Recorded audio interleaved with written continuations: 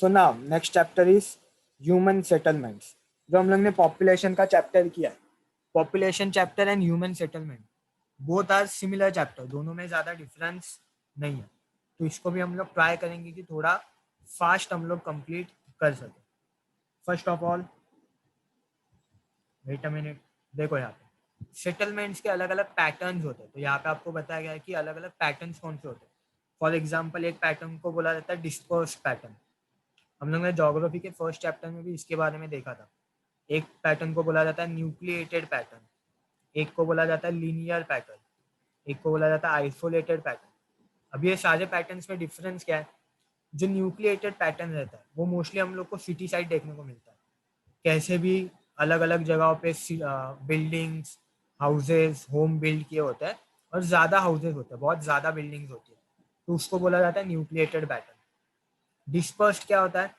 जहाँ पे बहुत लंबे लंबे होते हैं, एक घर दूसरे से बहुत दूर होता है। देखो यहाँ पे दिख रहा है, एक घर दूसरे घर से बहुत दूर है। अगेन ये घर ये दूसरे वाले घर से बहुत दूर है, तो इसका बोला जाता है डिस्पर्स सेटलमेंट्स।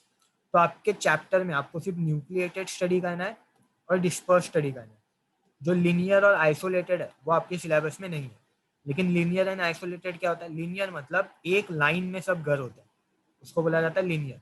आइसोलेटेड मतलब एक ही घर होगा और उसके आसपास सराउंडिंग्स में बहुत दूर दूर तक कोई भी घर नहीं होगा। तो ऐसे अलग अलग सेटलमेंट्स के पैटर्न होते हैं। फॉर एग्जाम्पल अगर न्यूक्लिएट आपको पूछा किसी ने, तो आप ये वाला पिक्चर बता सकते हो। देखो कितनी न्यूक्लिएटेड सेटलमेंट है, एक ही जगह पे बहुत सारे घर बिल्ड किए हुए हैं, तो इसको बोला जाएगा न्यूक्लिएटेड। डिस्पर्स्ड अगर आप देखोगे तो यहाँ पे देखोगे एक घर है, उसके बाद में दूसरा घर जो है वो थोड़ा दूर है, फिर दूसरे घर से तीसरा घर थोड़ा दूर है। तो ऐसे सेटलमेंट को बोला जाता है डिस्पर्स सेटलमेंट। मतलब वहाँ पे ज्यादा लोग नहीं रहते, थोड़े थोड़े लोग रहते हैं। ठीक है, तो न्यूक्लिएटेड एंड डिस्पर्स्ड हम लोग को आगे जाके स्टडी करना है। पहले हम लोग एग्जाम्पल ऑफ सेटलमेंट पैटर्न्स देखेंगे in India and in Brazil. तो फर्स्ट है India. Okay okay then Aditya, can you read the slide?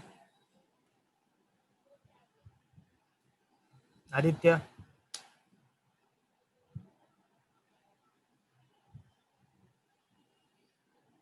क्या Atharva, can you read the slide?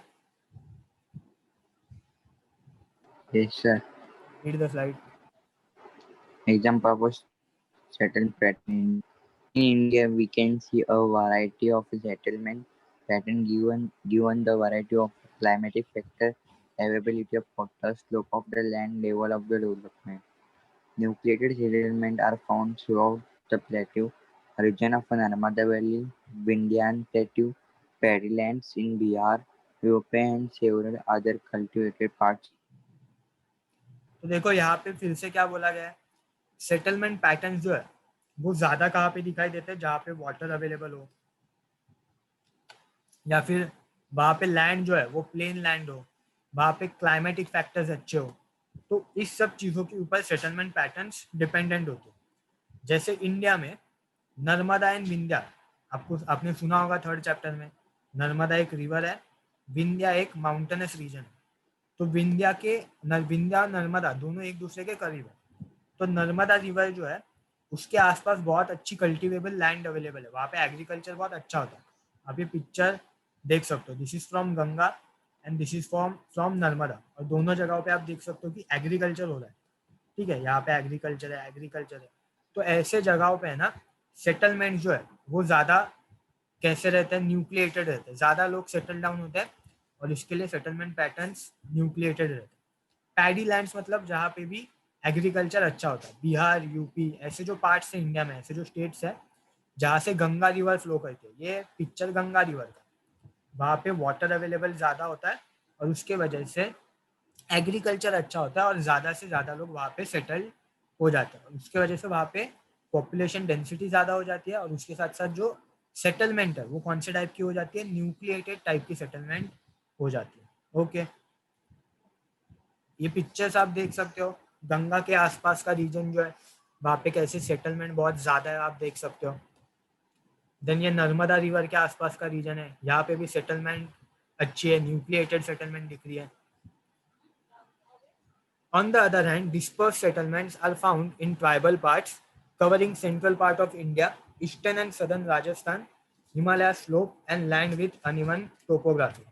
तो जहाँ पे भी इंडिया में हिली रीजन होगा, जैसे कि हिमालयास, इवन जो सेंट्रल पार्ट ऑफ इंडिया है वो भी बहुत ज़्यादा हिली है, जैसे कि मध्य प्रदेश में अलग अलग प्लेटूज है, झारखंड वगैरह स्टेट में अलग अलग प्लेटूज है। तो ऐसे सेंट्रल पार्ट में इंडिया के और हिमालयाज में जहाँ पे लैंड जो है वो प्लेन नहीं है, वहाँ पे स्लोप जो है वो अनइवन है, उसके वजह से वहाँ पे घर बिल्ड करना डिफिकल्ट हो जाता है। और उसके लिए वहाँ पे क्या हो जाता है, सेटलमेंट जो है वो हम लोग को डिस्पर्स दिखती है। फॉर एग्जाम्पल आप पिक्चर देख सकते हो, यहाँ पे एक घर है, उसके बाद में यहाँ पे घर दूर दूर है थोड़े घर, यहाँ पे भी आप देख सकते हो यहाँ पे थोड़ी सेटलमेंट्स है, फिर उसके बाद थोड़ी दूर सेटलमेंट है, अगेन यहाँ पे सेटलमेंट है, यहाँ पे सेटलमेंट है, थोड़ी दूर दूर सेटलमेंट है। तो इसको क्या बोला जाता है, डिस्पर्स सेटलमेंट। तो राजस्थान का जो डेजर्ट एरिया है वहाँ पे ज़्यादा पॉपुलेशन डेंसिटी नहीं होती है, हिमालयाज में ज़्यादा पॉपुलेशन डेंसिटी नहीं होती है, तो लोग जो है वो एक दूसरे के बहुत दूर दूर घर को बिल्ड करते हैं, और उसकी वजह से उसको बोला जाता है डिस्पर्स सेटलमेंट। तो ये डिस्पर्स सेटलमेंट जो है वो आपको राजस्थान में और हिमालयाज के पार्ट में या फिर सेंट्रल इंडिया में देखने को मिलेगी। आप पिक्चर्स देख सकते हो राजस्थान के सेटलमेंट के, यहाँ पे आपको एक घर दिख रहा है लेकिन दूसरा कहीं भी नज़दीक इसके पास आसपास घर नहीं है। देन यहाँ पे आप हिमालयाज के पास देख सकते हो, यहाँ पे सेटलमेंट है, यहाँ पे सेटलमेंट है, लेकिन न्यूक्लिएटेड नहीं है, एक दूसरे के ज्यादा करीब नहीं है, दूर दूर है थोड़ा, इसके लिए इसको बोला जाता है डिस्पर्स्ड। ओके, जैसे कि ये पिक्चर से भी क्लियर हो जाएगा। देखो यहाँ पे नॉर्थ इंडिया में गंगा के पास देखो कितना ज्यादा सेटलमेंट दिख रहा है, कितना ज्यादा पॉपुलेशन डेंसिटी दिख रहा है, लेकिन अगर हिमालयाज में देखोगे या फिर राजस्थान में देखोगे तो ये डेंसिटी थोड़ा कम हो जाएगा। ओके, सो आपको पता चल गया जहाँ पे पॉपुलेशन डेंसिटी ज़्यादा था वहाँ पे इंडिया में न्यूक्लिएटेड सेटलमेंट देखने को मिलता है, और जहाँ पे पॉपुलेशन डेंसिटी कम था वहाँ पे इंडिया में डिस्पर्स सेटलमेंट देखने को मिलता है। Tell whether settlement shown in the image are urban और रूरल। तो आपको पिक्चर देख के ये बताना है कि कौन सा अर्बन एरिया कौन सा रूरल एरिया। तो एक्चुअली ये पिक्चर बहुत अनक्लियर है, लेकिन आपके बुक में यही पिक्चर दिए गए, तो आप कैसे बता सकते हो। तो देखो यहाँ पे आपको दिख रहा है एक सेटलमेंट है, देन थोड़ा दूर है, यहाँ पे अगर देखोगे तो ज़्यादा नाम ज़्यादा है, मतलब सेटलमेंट ज़्यादा है, तो इसको जो राइट साइड वाला है उसको आप बोल सकते हो कि अर्बन है, क्योंकि यहाँ पे सेटलमेंट ज़्यादा दिखाई देगा। रूरल एरिया में विलेज टाइप आप लोगों ने देखा होगा, ज़्यादा बिल्डिंग्स वगैरह नहीं होती, एक घर दूसरे घर से थोड़ा दूर होता है, तो इसको आप बोल सकते हो कि विलेज सेटलमेंट है या फिर रूरल सेटलमेंट है। Okay, identify the type of settlement. तो ये रूरल वाला कौन सा हो जाएगा, डिस्पर्स्ड, क्योंकि कम सेटलमेंट है, और ये राइट साइड वाला क्या हो जाएगा, nucleated. Okay, which one is nucleated, this one, which one is dispersed, this one. Can you guess in which region this are this settlements located in India. तो ये जो डिस्पर्स्ड है वो शायद राजस्थान की हो सकती है, क्योंकि देखो आगे जो पीछे का बैकग्राउंड है वो आपको दिख रहा है कि डेजर्ट टाइप एरिया, और ये जो न्यूक्लिएटेड है वो शायद गंगा प्लेन्स के आसपास की हो सकती है, क्योंकि पूरा ग्रीन एरिया दिख रहा है, मतलब वहाँ पे एग्रीकल्चर अच्छा होता होगा, राइट। तो ऐसे आप आइडेंटिफाई कर सकते हो। पिक्चर बहुत अनक्लियर है, इसके लिए आइडेंटिफाई करना डिफिकल्ट है, तो जो मैंने बोला आपको वो याद रखना कि आपको ऐसे नाम ऑब्जर्व करना है। जैसे कि देखो यहाँ पे दिख रहा है कुछ तो लिखा है, तो वहाँ पे सेटलमेंट होगी, यहाँ पे कुछ लिखा है तो सेटलमेंट होगी, लेकिन ये सेटलमेंट बहुत कम है लेफ्ट वाले पिक्चर में, इसके लिए इसको डिस्पर्स बोला मैंने। और राइट वाले पिक्चर में नाम ज़्यादा है तो सेटलमेंट ज़्यादा है, इसके लिए मैंने उसको क्या बोला, राइट साइड वाले को न्यूक्लिएटेड बोला। ओके, अब आप बोल सकते हो कि ये वाला जो पिक्चर है वो राजस्थान का हो सकता है, ये वाला यूपी बिहार गंगा जहाँ पे फ्लो करती है वहाँ का हो सकता है। Now some amenities and facilities are given here. Tick in the relevant column and complete the table on the basis of their presence in urban and rural areas both. And write 5 sentences on each with example from your vicinity. तो ये last वाला important नहीं है, हम लोग को क्या देखना है कि कौन सी चीज़ें कौन सी जगह पे हो सकती है, विलेज में हो सकती है और सिटी में हो सकती है क्या। जैसे कि पेट्रोल पंप विलेज में भी होता है, सिटी में भी होता है। ओके, थिएटर विलेजेस में ज़्यादा नहीं होता, सिर्फ सिटी में होता है। वीकली मार्केट विलेजेस में होता है, सिटी में ऑल डे मार्केट देखने को मिलता है, वीकली नहीं होता। प्राइमरी हेल्थ सेंटर दोनों जगह पे होता है, पुलिस आउटपोस्ट भी दोनों जगह पे होता है। आर्ट गैलरीज मोस्टली सिटीज में होती है, ग्राम पंचायत कहाँ पे होती है, विलेजेस में। एपीएमसी जो है वो भी दोनों जगह पे होता है, एपीएमसी मतलब एग्रीकल्चरल एक कमेटी होती है, वो दोनों जगह पे होती है। प्राइमरी स्कूल वो भी होते हैं मोस्टली दोनों जगह पे। सीनियर स्कूल मोस्टली सिटीज में होते हैं, कॉलेजेस भी मोस्टली सिटीज में होते हैं। शॉप, नॉर्मल शॉप्स दोनों जगह पे होते हैं। मल्टी स्पेशलिटी हॉस्पिटल मतलब बड़े बड़े हॉस्पिटल्स, ये मोस्टली सिटीज में होते हैं। मेट्रो स्टेशन सिटीज में, बस स्टेशन दोनों जगह पे देखने को मिलते हैं। यूनिवर्सिटी बड़ी बड़ी जो होती है वो सिटीज में होती है। तो ऐसे आप देख सकते हो कि रूरल एरिया में और अर्बन एरिया में क्या क्या डिफरेंस होता है, कौन कौन सी चीज़ें रूरल एरिया में दिखती है, विलेजेस में दिखती है, और कौन कौन सी चीज़ें सिटीज़ में दिखती है। ओके,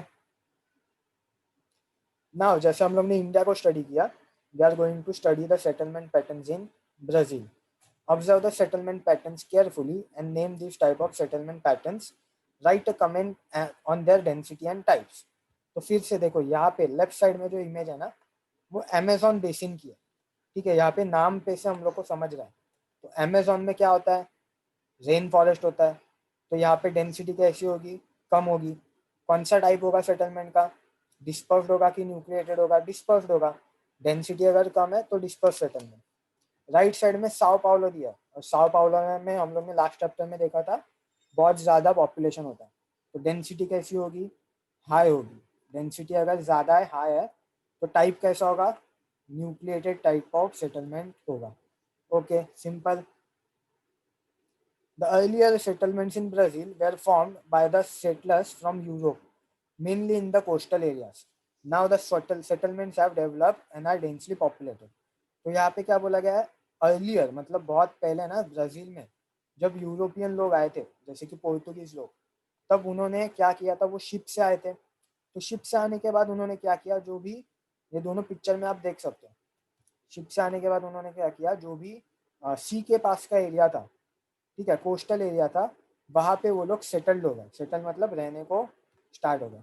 तो इसके लिए पहले से ही ब्राज़ील में कोस्टल एरिया जो है, जो सी के पास वाला एरिया होता है, वहाँ पे ज़्यादा लोग रहते हैं। ओके, समझ में आया। तो इसके लिए ब्राज़ील में अभी भी ज़्यादा से ज़्यादा पॉपुलेशन कहाँ पे देखने को मिलती है, कोस्टल एरिया में देखने को मिलती है। The major reasons of development are as follows. Although the coastal climate is very hot and humid, and flat land is limited due to rugged topography, the region has a very good water supply and a large range of natural resources. Example, Sao Paulo. तो आपको क्या बोला गया है, तो जो coastal area है वहाँ का क्लाइमेट हॉट एंड ह्यूमिड होता है, राइट। वहाँ पे फ्लैट लैंड जो है वो अवेलेबल नहीं है, लेकिन फिर भी क्लाइमेट अच्छा है और वाटर सप्लाई बहुत अच्छा है। ऊपर से बहुत ज़्यादा रिसोर्सेज है, रिसोर्सेज मतलब वेजिटेबल्स, एग्रीकल्चर वगैरह वहाँ पे बहुत ज़्यादा होता है, फ्रूट्स वगैरह अवेलेबल है, या फिर मिनरल्स वगैरह अवेलेबल है। तो नेचुरल रिसोर्सेज बहुत ज़्यादा है, क्लाइमेट अच्छा है, हॉट एंड ह्यूमिड क्लाइमेट है, वाटर सप्लाई अच्छा है। इसके लिए कोस्टल एरिया में पॉपुलेशन डेंसिटी ज़्यादा होती है और न्यूक्लिएटेड सेटलमेंट होती है। देखो दिख रहा है आपको, न्यूक्लिएटेड सेटलमेंट है। एग्जाम्पल आपको दिया है साओ पाउलो, ठीक है। या आप पिक्चर देख सकते हो कि कितनी न्यूक्लिएटेड सेटलमेंट है ब्राज़ील में, कोस्टल एरिया में।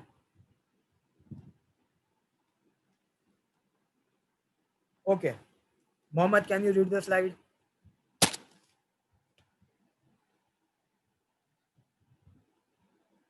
Mohammed, can you read the slide? Sir, Sao Paulo has extensive area under rich soil, which make it ideal for growing coffee. It also has a large supply of natural mineral close by, such as iron ore, and it also has a steady energy supply. The south eastern area has a good transport system too. This makes the Sao Paulo area a nucleated settlement. तो देखो यहाँ पे क्या बोला गया है, जो Sao Paulo है वहाँ की सॉइल जो है ना वो बहुत अच्छी है। तो वहाँ पे है ना अलग अलग एग्रीकल्चर होता है, जैसे कि कॉफ़ी, कॉफ़ी वहाँ पे बहुत ज़्यादा ग्रो किया जाता है, आप पिक्चर में देख सकते हैं। तो कॉफ़ी ज़्यादा ग्रो किया जाता है, एग्रीकल्चर अच्छा है। वहाँ पे वाटर अवेलेबल बहुत ज़्यादा है, इसके लिए वहाँ पे एनर्जी सप्लाई भी है, इलेक्ट्रिसिटी सप्लाई भी बहुत अच्छा है। इवन ट्रांसपोर्ट जो है, ट्रांसपोर्ट सिस्टम, मतलब वहाँ से अलग अलग जगह जाने के लिए आपको ट्रांसपोर्टेशन अच्छा अवेलेबल है। और उसके वजह से ये सारे रीजन के वजह से, ये रीजन्स के वजह से जो साओ पाउलो है वहाँ पे पॉपुलेशन डेंसिटी ज़्यादा है और न्यूक्लिएटेड सेटलमेंट हम लोग को देखने को मिलती है। न्यूक्लिएटेड मतलब बहुत ज़्यादा सेटलमेंट देखने को मिलती है। Mohammed continue. Yes, sir. Rural areas such as Northeast Highlands suffer from extensive drought, which make it difficult for practicing agriculture, and hence settlements are sparse here. Settlements become sparse as we move in towards the central part of Brazil. देखो यहाँ पे क्या दिया गया है कि जो north eastern area है, मतलब देखो मैं अभी मार्क कर रहा हूँ ये वाला एरिया, वहाँ पे ड्रॉट क्वाड्रिलेटरल है राइट, या फिर काटिंगा डेजर्ट है। तो उसके वजह से वहाँ पे ड्रॉट रीजन होने के वजह से एग्रीकल्चर अच्छे से नहीं हो पाता, वाटर अवेलेबल नहीं है, और उसके वजह से वहाँ पे देखोगे कि न्यूक्लिएटेड सेटलमेंट नहीं है, स्पार्स सेटलमेंट है, ज़्यादा डेंसिटी नहीं है। इवन जो सेंट्रल पार्ट ऑफ ब्राज़ील है, ये जो सेंट्रल पार्ट आपको दिख रहा है, उसमें थोड़ा बहुत क्या होगा, अमेजोन फॉरेस्ट होगा, थोड़ा हाईलैंड वाला एरिया है, और उसके वजह से वहाँ पे भी ज़्यादा डेंस पॉपुलेशन नहीं है, स्पार्स पॉपुलेशन है या फिर स्पार्स सेटलमेंट है। स्पार्स मतलब कम। तो ऐसे हम लोग को पता चलता है कि ब्राज़ील में जो कोस्टल एरिया है, स्पेशली जो साओ पाउलो का एरिया है, वहाँ पे पॉपुलेशन डेंसिटी ज़्यादा है और उसके साथ साथ सेटलमेंट्स कौन सी है, न्यूक्लिएटेड। और north part of Brazil, north east part of Brazil ये वाला, और सेंट्रल पार्ट ऑफ ब्राज़ील जो है वहाँ पे पॉपुलेशन डेंसिटी भी कम है और सेटलमेंट का पैटर्न कैसा है, डिस्पर्स पैटर्न। ठीक है, डिस्पर्स मतलब कम सेटलमेंट है। Given are the major reasons, area is covered by thick dense equatorial forest।